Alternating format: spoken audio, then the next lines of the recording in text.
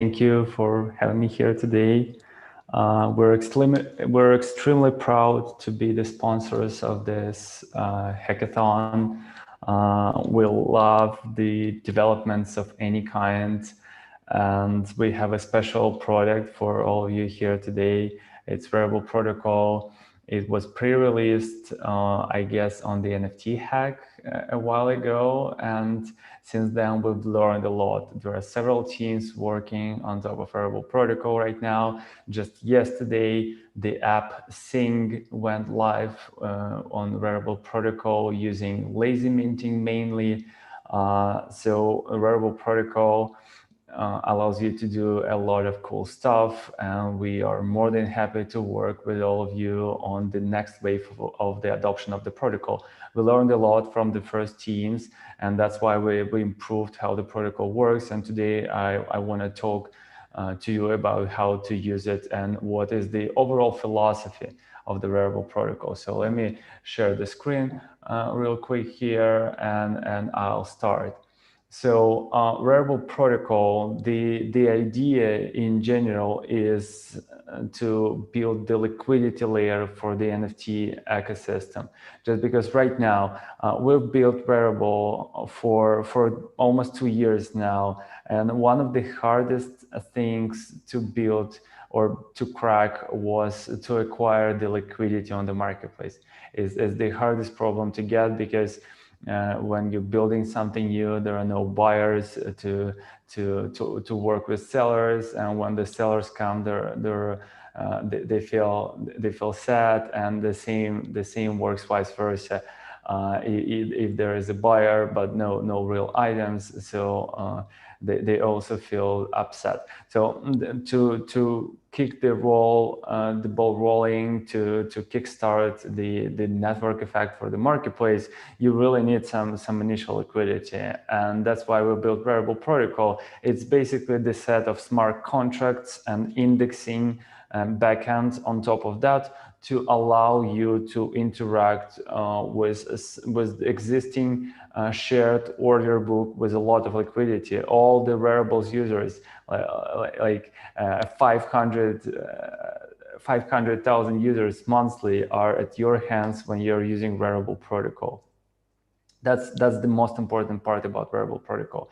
And what we really wanted to do, basically right now, Rarible, we just released that Rarible.com uses Rarible Protocol under hood as the main way to talk to blockchain. So Rarible Protocol does all the heavy lifting concerning minting, concerning sales, bidding, auctions. It's all done on Rarible Protocol, and Rarible.com is just a proxy to the protocol when we are talking about this trading stuff. So Rarible.com is an app built on top of Rarible Protocol. So let me briefly cover what we built for you. So the most basic layer is the NFT layer. You can use your own NFT contracts.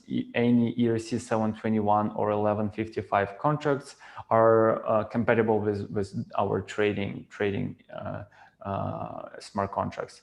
But in addition to that, we've created a special set of smart contracts, Rarible token contracts, that allow you to use lazy minting.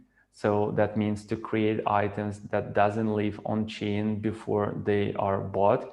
So it's in like a signature item. You sign a message, and then you submit it to the protocol, and you create an order. And once that order gets matched, this item would be minted by the matching contract on chain and given to the new owner.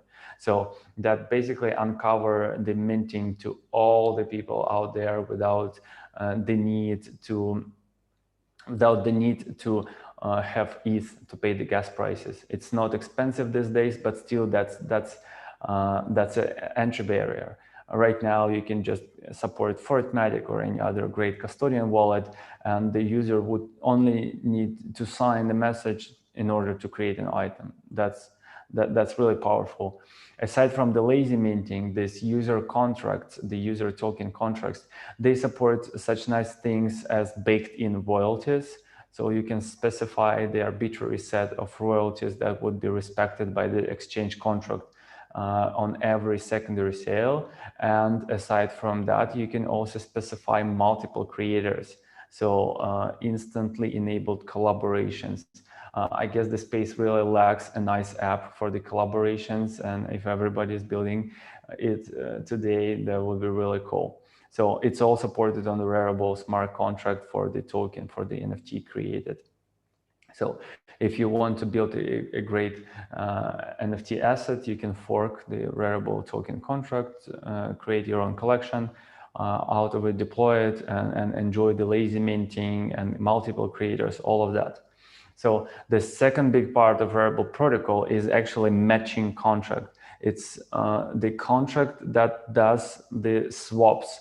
It supports ERC 721, ERC 1155, and ERC 20 trades in any pair. Basically, you can change ERC 721 to 721, or 721 to ETH, or 721 to DAI, 721 to USDC. So all the combinations are supported.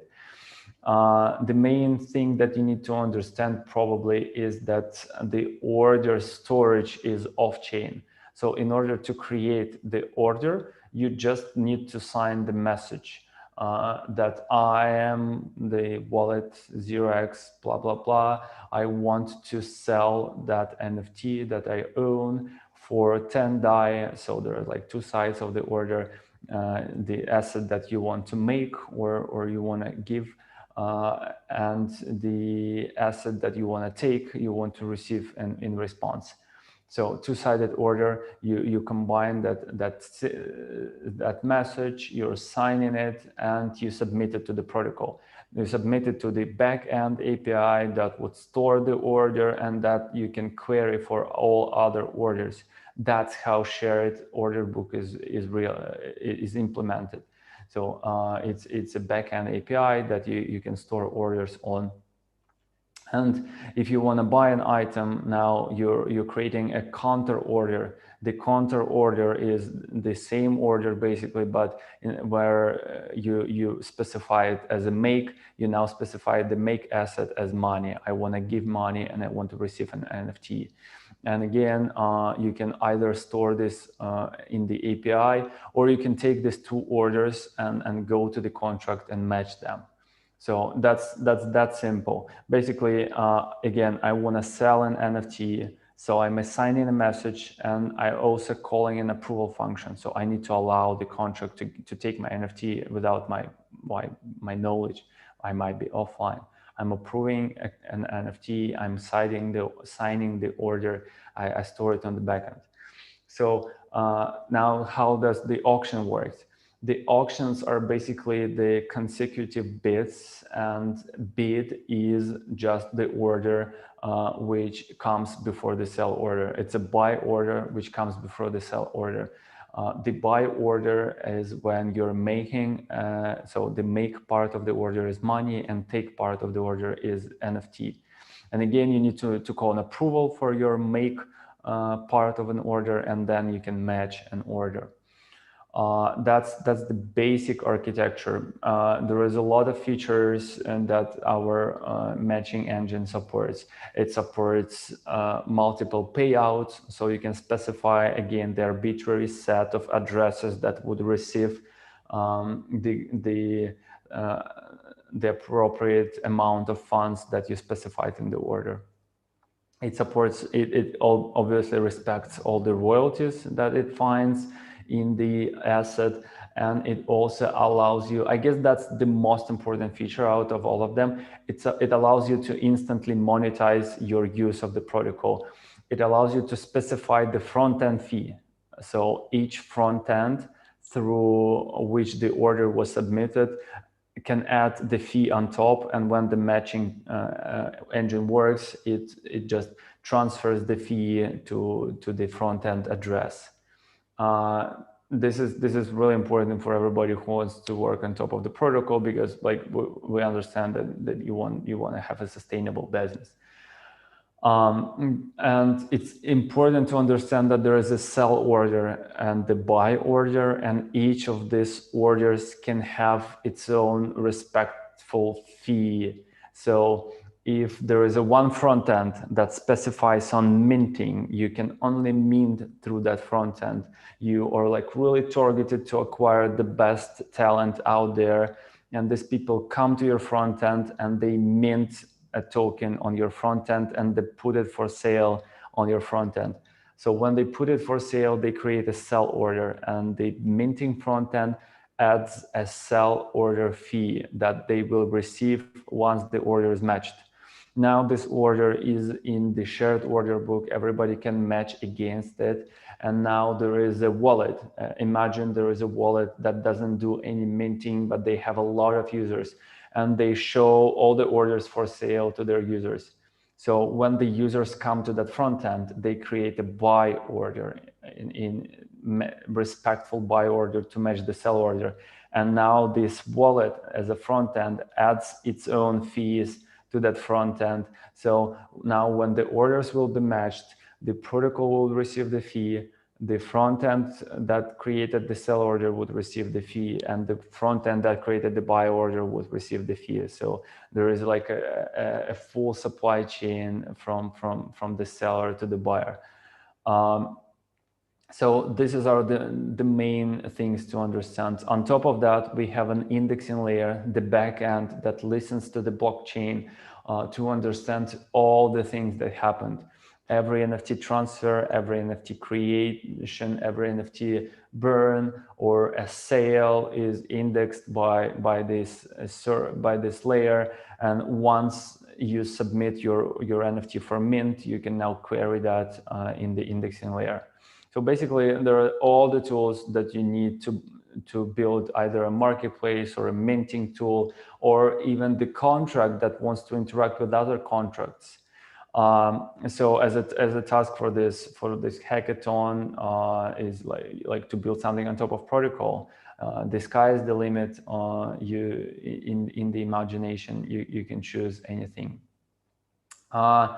One thing is particularly interesting to Rarible protocol. I think you can, as your participation in the hackathon, you can actually build something inside the protocol. So to improve the protocol, for example, if you want to improve the contract-to-contract interaction and you want to create a storage, on-chain storage for orders, that's one task. Or you want to add like on-chain English auctions that would work directly in the protocol.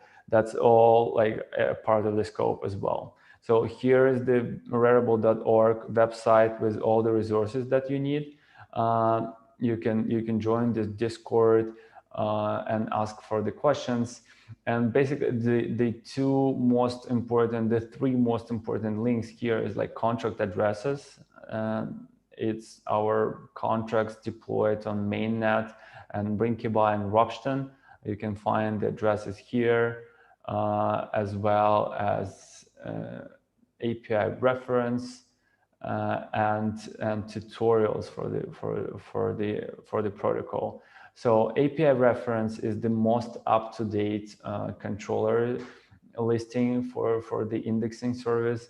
Here you can find order controller, encode controller, item controller. So item controller is the place where you query all the items. For example, you can query items by owner or by creator, collection, and then you can query the metadata of an item by ID, or to get the same item by ID if you already know that.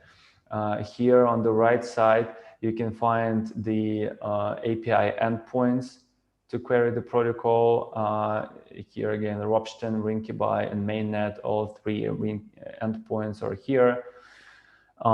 Some example on answers. There is a lazy mint controller if you want to create a lazy mint items that would live inside the protocol, and some other helpers.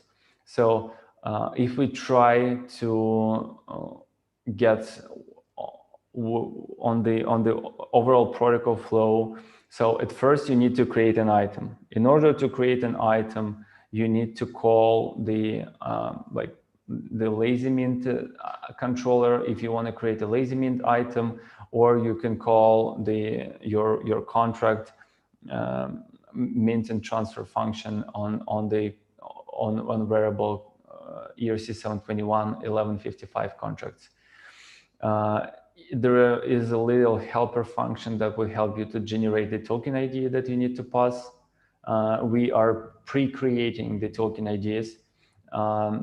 They are not like created as the part of the minting. You need to specify them.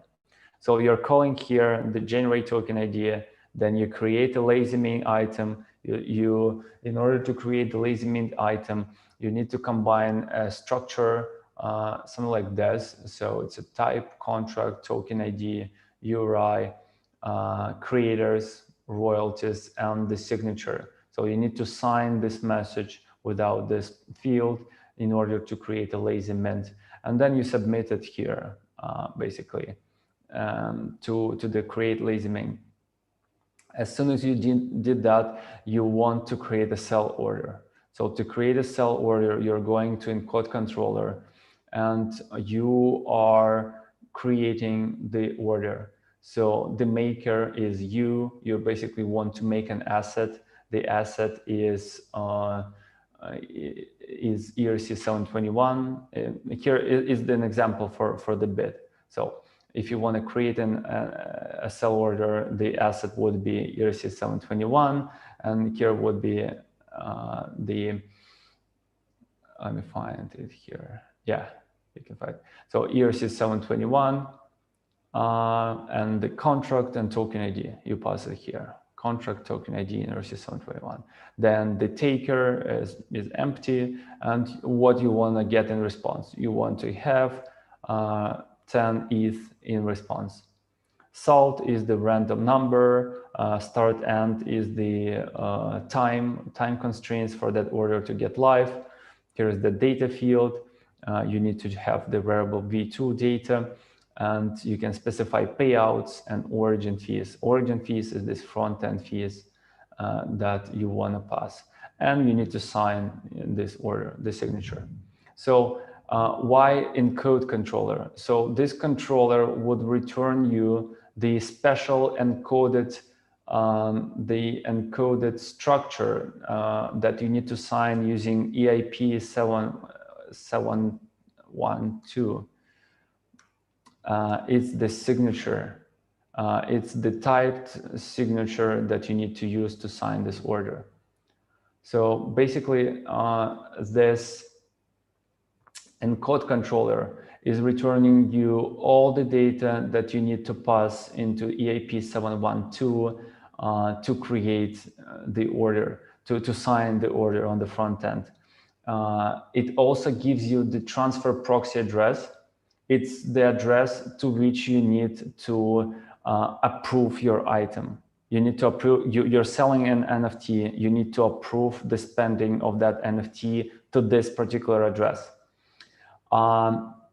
So if you used the Rarible ERC 721 or 1155 contract, you don't need to call any approval just because all the items are automatically approved for our own exchange if you use Rarible contracts. I don't know how clear that is, but I know that as soon as you will start to dive into the protocol, you would this video would be helpful to you. So try to re-listen that. So again, we created an item with the lazy mint or an actual item, and now we call the encode order controller that basically is building the order signature, the order structure for us that we need to sign. So if that's a lazy mint item, the order encode controller would understand that this is the lazy mint item, and it would automatically pre-build the correct structure again. So you're signing that, and you go to the order controller, create or update order. This is the endpoint, and you're putting the signed order here. You signed it with the EIP 7112, 712, and you put it here in this endpoint, the signed order. Now, what you can actually do, you can get all bits or get all sell items for sell orders by maker, by item, by collection. So the order is already there on the protocol. And now you want to query the protocol for all the orders. This is when you're making a listing. You're querying the protocol for the orders for this particular item or for the list of items. And now what you want to match that order. So again, in order to match the order, you need to create a counter order. So basically just the mirror the order to switch maker and taker places and to sign with the new wallet that is making the buy order. Instead of doing that by hand, we created a nice little helper for you, which is called prepare TX for order. So if you found an order, then you can call prepare TX by order. Here's the endpoint. It takes the hash of the order as the order ID and the prepare TX. And all you need to supply is the maker, basically you, who's creating the counter order, is the amount. So if the sell order was for 10 items and you only want to buy 2, you put 2 here in the amount. And you can specify the payout and again the fees. And that little helper would return you the transaction, the pre-built transaction, the tool and data, and so that you can actually call it. You can actually call it with Web3. You pass this tool and data to the Web3 provider that you have, and also if that's a buy order and you want to attach the ETH as the value to pay for the order, it would tell you how much ETH do you need to attach. And if that's ERC20, it would also tell you how many ERC20 tokens you need to buy. And it would give you the transfer proxy address to which you need to make an actual approval, because the contract would need to be able to spend your ERC20 tokens without your transactions. Again, not sure how clear that is, but that's all you need to actually match the order. So I would go one step further. So here are the docs. It more or less describes the overall flow of the protocol. Some calls from here are outdated. That was pre-released for the previous hackathon, so please don't pay attention to exact calls here. The up-to-date version is here. It's API reference. So, but you can understand, you can read what I just said about the overall structure of how the protocol works. Again, the best link here is under the docs tutorials. There is an example code on GitHub that our CTO prepared for you to actually see the example code, which does a lazy minting and creates a sell order and submits a sell order to the protocol. That's what you need in order to use the protocol. Okay, I'll stop here and let's see if anybody has questions. There are several questions in the chat. The question, does Rarible support Zora protocol NFTs? So Rarible supports any NFTs out there that is compliant with ERC 721 and 1155 standard. If you want to create an order, the only thing you need to do is to specify the contract and ID and make sure you don't forget to approve the contract to spend your NFT. And the question from Nadit is, are the NFT files stored on the IPFS or any pinning services? So yes, Rarible items are stored on IPFS. The protocol does not actually give you the endpoint for IPFS. So if you want to create the NFTs that are stored on IPFS, please use Rarible UI or your own Pinata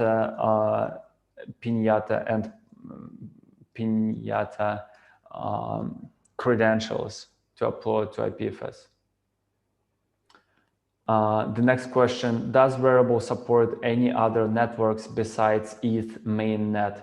So we don't support that yet, but this is on our really short-term plans to deploy that to Polygon, Matic, and to several others EVM compatible networks. Probably after Matic, that would be Moonbeam to support Polkadot version or XDAI. So we completely rebuild our infrastructure to support multi-chain. We will do that really soon. If you want to build a product for any other network, please just refer to Ropsten or Rinkibai version for the current hackathon, and then we can work with you to deploy that to the other network. Yep, you can deploy these contracts yourselves, but you won't get the indexing service. The next question, do we need Rarible tokens to interact with protocol? I completely forgot to tell about this. Emily, do I have a couple minutes more? Yeah, sure. We can extend by about 5 or so minutes. That's no worries. Okay, thanks a lot. So you don't really need Rarible tokens to interact with protocol.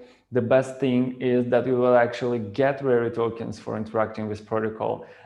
There is the app mining program that we are developing right now, and if you brought some volume to the protocol, you would be granted with the Rarible token, because we want to build a DAO that would govern the protocol, and the best users, the best citizens of that DAO is the users of the protocol. And Kevin is asking, is the unlockable content feature only a component of Rarible.com? I don't imagine it is in the Rarible org protocol, but just wanted to make sure. So unlockable content is done on the back end. So it would be part of the protocol soon. We didn't make it a public API yet.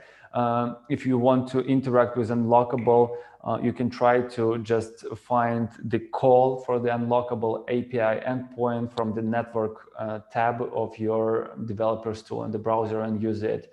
If you want to build a project that would be utilizing unlockable, I encourage you to do so. It will be part of the protocol. It can't be done on chain. It's off chain with the backend. Will Rarible support NFTs whose balance of function behavior have been changed? As far as I remember, we don't use balance of the NFTs at all. So we only use transfers and approvals in order to sell them. Okay, great. Thanks so much, Alex. Some great questions coming in there. And if you have any more questions, Alex is in the sponsor Rarible channel in Discord. So feel free to ping him in that channel as well. Big thanks for the session. And maybe you can share those slides and we can post that in the sponsor Rarible channel as well for everybody to use as a resource. But thanks so much. Where there will be a recording? Yes, this is available on YouTube, and we can link this in your channel as well for people to have a look at post. Yep, that would be really great. Thank you everyone for all the great questions. I'm excited to build some products with you.